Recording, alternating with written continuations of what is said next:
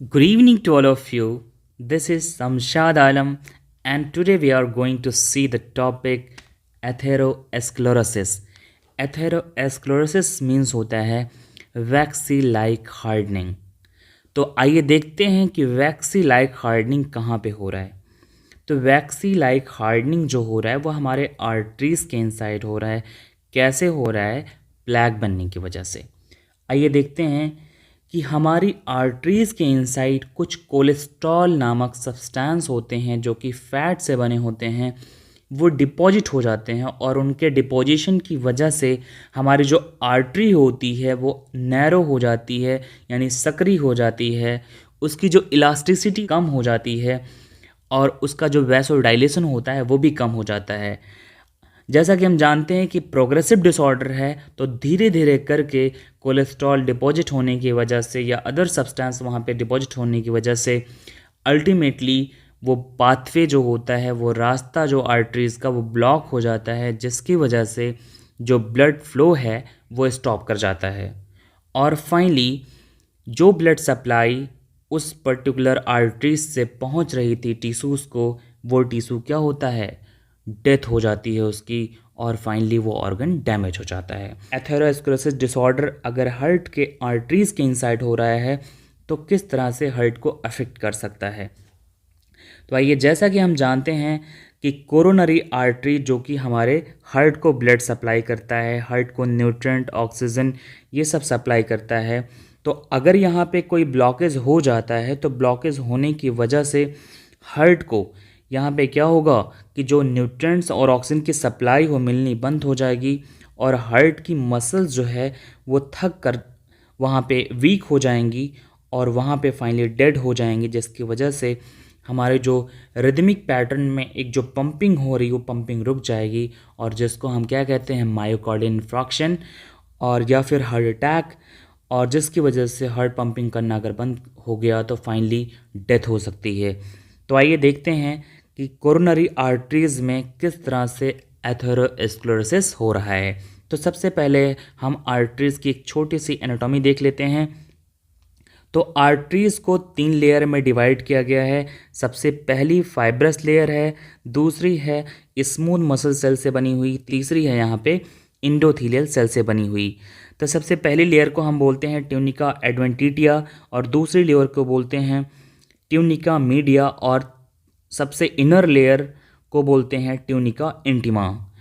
और फ्रेंड्स, इसी के इनसाइड ही कोलेस्ट्रॉल का जो डिपोजिशन होता है, तो ये मेम्ब्रेन थोड़ी सी बल्ज आउट हो जाती, थोड़ी सी उठ जाती हैं, और उठने की वजह से ये रास्ता जो होता है पर्टिकुलर वो थोड़ा सा सकरा हो जाता है। जो ब्लड का कंटिन्यूस जो रेशियो है वह सप्लाई नहीं हो पाती है, जिसकी वजह से लगातार वहाँ पे क्या होता है कि डिमांड बढ़ती जाती है, और डिमांड पूरी ना होने की वजह से वो अफेक्टेड जो टिश्यूज़ होते हैं उनकी डेथ होने लगती है, वो डैमेज होने लगते हैं, और धीरे धीरे करके वो ऑर्गन भी डैमेज हो जाता है। तो चलिए आइए देखते हैं अब यहाँ पे नेक्स्ट कि किस तरह से यहाँ पे हो रहा है। जैसा कि हम जानते हैं कि एक्सेस पर्टिकुलर फैटी फूड खाने की वजह से, या एक्सेस अल्कोहल, या एक्सेस निकोटीन स्मोकिंग वाले सब्सटेंस लेने की वजह से वहाँ पे क्या हो सकता है कि जो हमारी ट्यूनिका इंटीमा लेयर है, यानी इनर इंडोथीलियल लेयर जो है वो क्या हो सकती है? इंजर्ड हो सकती है वहाँ पे, और जिसकी वजह से अब वहाँ पे जो हमारे ब्लड प्लाज्मा के इनसाइड कोलेस्ट्रॉल हैं जिनका नाम है एलडीएल, यानी लो डेंसिटी लिपोप्रोटीन, जिसके अंदर कोलेस्ट्रॉल का जो अमाउंट होता है वो काफ़ी ज़्यादा होता है। और कोलेस्ट्रॉल का नेचर तो आपको पता ही है, कोलेस्ट्रॉल जहाँ पर भी होगा वो अपने ही जैसे कंपोनेंट को वो क्या करेगा? स्टिक करने या चिपकाने की कोशिश करेगा।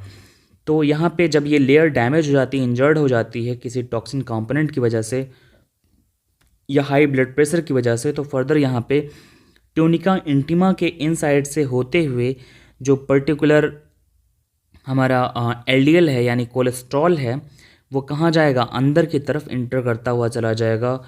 और फर्दर अब ये जो टूटी हुई इंजर्ड लेयर है इसको रिपेयर करने के लिए वहाँ पे मैक्रोफेजेस भी आ जाते हैं, और मैक्रोफेजेस उस वहाँ पे जो कोलेस्ट्रॉल हैं उसको ऑक्सीडाइज करना स्टार्ट कर देते हैं, जिसकी वजह से फोम सेल बनता है।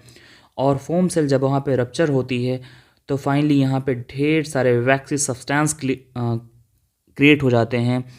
और यहाँ पे उसको रिपेयर करने के लिए जो स्मूथ मसल सेल्स हैं वो प्रोलिफरेट होकर के लगातार यहाँ पे बढ़ती जाती हैं, और कोलेजन भी इकट्ठा हो जाता है, कोलेजन फाइबर। और कोलेजन फाइबर इकट्ठा होने की वजह से वो थोड़े से हार्ड दिखते हैं, थोड़े से टफ दिखते हैं, जिससे उनकी इलास्टिसिटी क्या होती है, थोड़ी सी लॉस हो जाती है। और यहाँ पे इसके साथ साथ कैल्शियम भी डिपॉजिट हो जाता है। और इन सब चीज़ों के बढ़ते साथ साथ यहाँ पे लिपिड भी यहाँ पे इकट्ठा हो जाता है, जिसके अंदर जो मैक्रोफेज के अंदर भरे हुए हैं लिपिड्स या कोलेस्ट्रॉल। ठीक है, तो ये सब सारे कंपोनेंट यहाँ पे इकट्ठा हो जाते हैं। और फाइनली ओवरऑल हमारे कहने का मतलब ये है कि यहाँ पे इन सभी कंपोनेंट के भरने की वजह से जो मेम्ब्रेन है ट्यूनिका इंटीमा लेयर वो बढ़ करके थोड़ी सी आगे हो जाती है, जिससे जो ल्यूमेन एरिया है, जो स्पेसियस रीजन है जहाँ से ब्लड फ्लो हो रहा है, वो क्या होता है, नैरो हो जाता है, संकीर्ण हो जाता है। और फाइनली वहाँ पे ब्लड कोआगुलेटिंग फैक्टर वहाँ पे डिपॉजिट होना शुरू हो जाते हैं, जिसकी वजह से आसपास के जो वो पाथवे नैरो होने की वजह से जो ब्लड सप्लाई हो जाती है अफेक्टेड होती है, और वहाँ से कम रेशियो में ब्लड निकलना स्टार्ट हो जाता है। और वहाँ पे जो ब्लड है वो ब्लड भी जमना स्टार्ट हो जाता है, यानी ब्लड क्लॉटिंग भी होनी स्टार्ट हो जाती है। तो इस पोर्शन को हम प्लैक बोलते हैं, यानी प्लैक एक ऐसा कंपोनेंट जिसके अंदर calcium, lipid, cholesterol, collagen fibre, ये सभी कंटेंट मौजूद हैं, और उसको हम क्या बोलते हैं, प्लैक। और यही प्लैक जब पूरा फट जाता है, यानी जो ट्यूनिका इंटीमा लेयर है हाई ब्लड प्रेशर की वजह से ब्रस्ट कर जाती है, तो पूरे तरीके से ये फैल करके ये पूरा का पूरा ब्लॉक कर दिया जाता है ये पाथवे। और फाइनली ब्लड सप्लाई बिल्कुल स्टॉप हो जाती है, ब्लॉक हो जाती है, और फाइनली आगे ब्लड सप्लाई नहीं हो पाती है। तो चलिए, तो आपने ये देखा कि एक नॉर्मल आर्टेरियल वॉल जिसकी ब्लड सप्लाई कंटिन्यू है, या जिसका रेशियो बिल्कुल फुल ब्लड सप्लाई हो रही, और यहाँ पे क्या हो रही है, नैरो होने की वजह से ब्लड सप्लाई कम हो पा रही है, तो प्रॉपर तरीके से नहीं हो पा रही है। तो चलिए आइए देखते हैं। तो यहाँ पे देखिए कि पर्टिकुलर हम 3 फिगर यहाँ पे आपको दिखा देते हैं कि आरबीसी एक नॉर्मल जब यहाँ पे आर्टरीज मौजूद है तो वहाँ पे कोई भी कोलेस्ट्रॉल डिपॉजिट नहीं हुआ है, तो फर्दर वहाँ पे आरबीसीज कंटिन्यू वहाँ पे उनका फ्लो हो रहा है। दूसरी चीज़ हम आपको बता देते हैं कि यहाँ पे जैसे जैसे कोलेस्ट्रॉल या कैल्शियम, कोलेजन फाइबर्स या एंडोथेलियल लेयर्स की जो पर्टिकुलर यहाँ पे और भी मैक्रोफेजेस, वो सभी यहाँ पे जब इकट्ठा होने शुरू हो जाते हैं तो ये मेम्ब्रेन थोड़ी सी उठ जाती है, थोड़ी सी बढ़ जाती है, जिसको हम प्लैक बोलते हैं। ठीक है, तो डिपोजिशन प्लैक क्या है, डिपोजिशन ऑफ एलडीएन यानी low density lipoprotein, fat, fibres और कैल्शियम एंड कुछ डेड सेल्स। और फर्दर जब ये प्रोग्रेसिवली बढ़ते जाते हैं, धीरे धीरे बढ़ते जाते हैं, तो ये मेम्ब्रेन जो ट्यूनिका इंटीमा लेयर है वो लूज हो जाती है, और हाई ब्लड प्रेशर की वजह से ये क्या होती है, फट जाती है। और फटने के बाद इसके सारे प्लैक क्या होते हैं, बिखर जाते हैं, जिसकी वजह से पूरा का पूरा पाथवे क्या होता है, ब्लॉक कर जाता है, और ब्लड सप्लाई पूरी तरीके से बंद हो जाती है। और फाइनली जब ब्लड सप्लाई बंद हो जाती है तो यहाँ पे क्या होता है कि वो टिश्यूज़ जो उनको ब्लड सप्लाई चाहिए एनर्जी के लिए और न्यूट्रिएंट्स के लिए, ऑक्सीजन के लिए, वो सप्लाई मिल नहीं पाती है, और फाइनली वो टिश्यूज़ टायर्ड होकर के डेड होने लगते हैं, और वहाँ पे हार्ट अटैक के चांसेस बन जाते हैं। यह हार्ट अटैक हो जाता है वहाँ पे, जिसको हम मायोकार्डियल इन्फार्क्शन बोलते हैं। तो आइए अब इसके सिम्टम्स देख लेते हैं कि वहाँ पे कैसे कैसे सिम्टम्स होते हैं। तो वहाँ पे पूरी तरीके से जब ब्लड सप्लाई बंद हो जाती है तो वहाँ पे इस्चीमिया यानी जो ब्लड का पासेस है, ब्लड का फ्लो है, वो बंद हो जाता है। तो उसके सिम्टम्स जो आते हैं, वोमिटिंग हो सकती है, एंजाइटी हो सकती है, एंजाइना हो सकता है, और कफिंग हो सकती है। और continuous angina means continuous heart के अंदर पेन बना रह सकता है, और आपको बहुत ज़्यादा स्ट्रेस फील हो सकता है। तो ये सब इश्यूज़ वहाँ पे आ सकते हैं। तो चलिए अब आगे बढ़ते हैं, नेक्स्ट देख लेते हैं इसके काजेज़ क्या क्या हैं। तो काजेज़ से पहले जान लेते हैं हम यहाँ पे कि हमारे ब्लड के इनसाइड अगर पर्टिकुलर LDL यानी लो डेंसिटी लिपोप्रोटीन का जो अमाउंट है टन अगर 90 है, ठीक है, तो वो नॉर्मल माना जाता है। 90 से अबव जाता है तो इसका मतलब हम प्रोग्रेसिवली धीरे धीरे एथेरोस्क्लेरोसिस डिसऑर्डर की तरफ बढ़ रहे हैं। तो मॉडरेटली हाई अगर वहाँ पे 129 या 130 150 तक है तो वो धीरे धीरे हम बढ़ रहे हैं। 159 160 तक जाते जाते वो बिल्कुल रिस्क पोजीशन होता है, वहाँ पे रिस्क की कंसंट्रेशन है, और 159 या 160 होते होते वहाँ पर एथेरोस्क्लेरोसिस के जो चांसेस हैं वो बढ़ जाते हैं। और चलिए आइए देखते हैं कॉजेज़ के बारे में।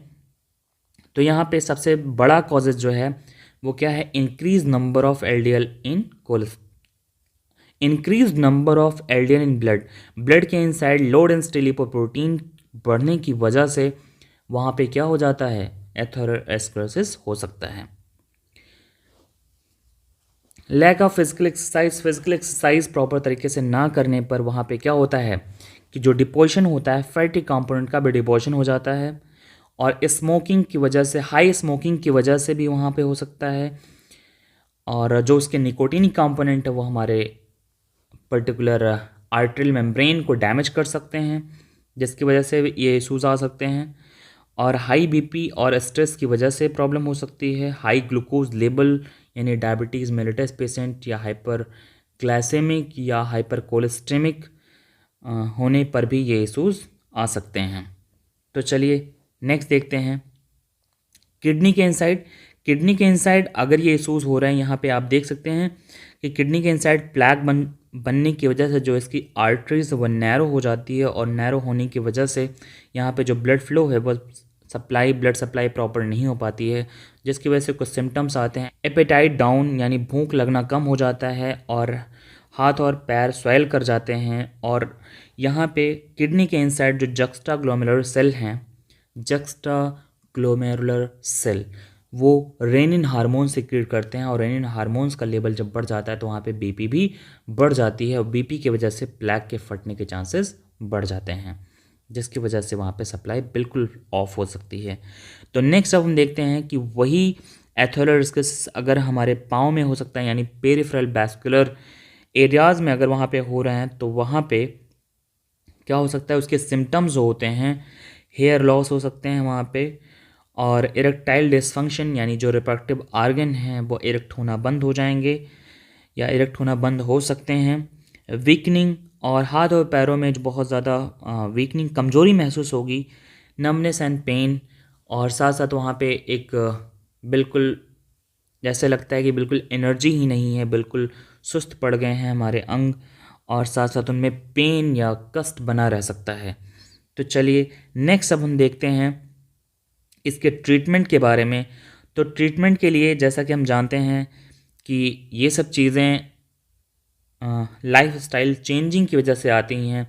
हम खाने में ज़्यादातर फैटी सब्सटेंस अगर ज़्यादा यूज़ करने लगते हैं तो भी हमारे ब्लड प्लाज्मा के इनसाइड कोलेस्ट्रॉल का अमाउंट बढ़ जाता है। हम बाहर की चीज़ें खाते हैं, यानी ट्रांस फैटी एसिड ज़्यादा हम यूज़ करते हैं, जो तली भुनी चीज़ें होती हैं उसमें ट्रांस फैटी एसिड ज़्यादा इस्तेमाल किया जाता या ज़्यादा उसमें होता है, तो ज़्यादा होने की वजह से भी इशूज़ क्रिएट हो सकते हैं।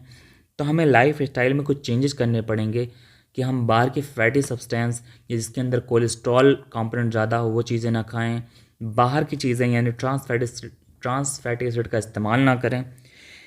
तो ये सब चीज़ें खाएं, प्रॉपर एक्सरसाइज करें, 30 मिनट्स मॉर्निंग 30 मिनट्स इवनिंग, और इसके साथ साथ कुछ मेडिकेशन और सर्जरी अगर वहाँ पे शुरुआती स्टेज है, यानी फाइनल स्टेज में पहुँचने से पहले पहले वहाँ पे करके वो उसको ठीक किया जा सकता है। तो चलिए देखते हैं, एक और चीज़ हम जान लेते हैं।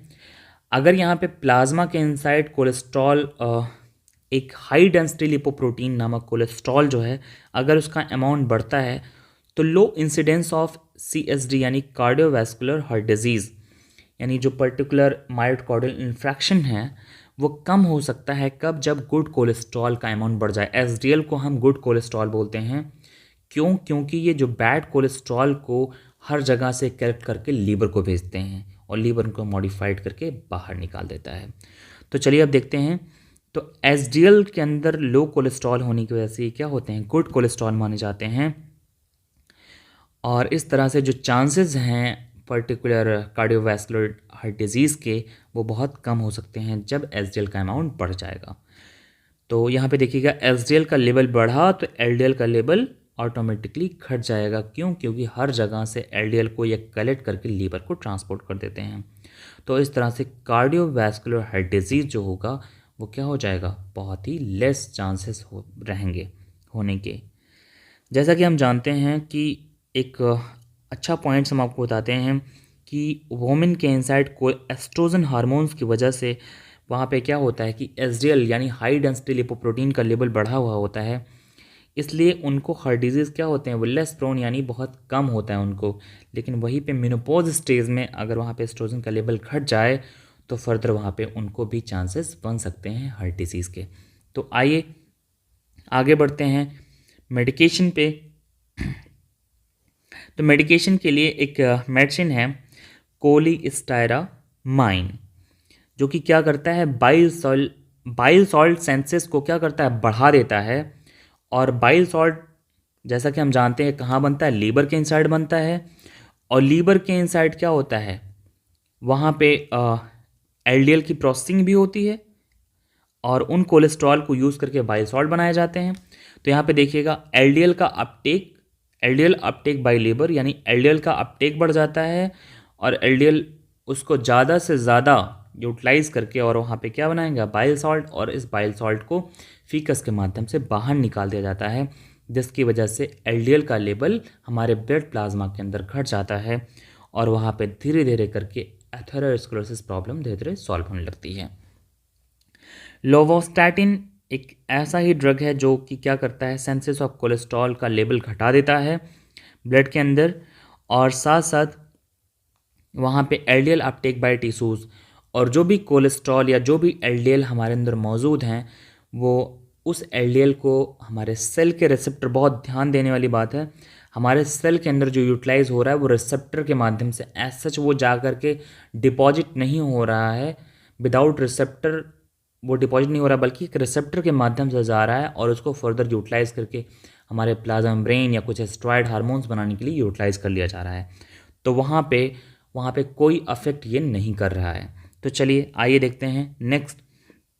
तो ये हो गए मेडिसिन्स और नेक्स्ट सर्जरी के लिए कि पर्टिकुलर जो यहाँ पे एथेरोस्क्लेरोसिस है वो उसको कैसे हम ठीक कर सकते हैं अगर वो काफ़ी अफेक्ट कर रहा है हमारे आर्टरीज़ को, हमारे ऑर्गन के इनसाइड।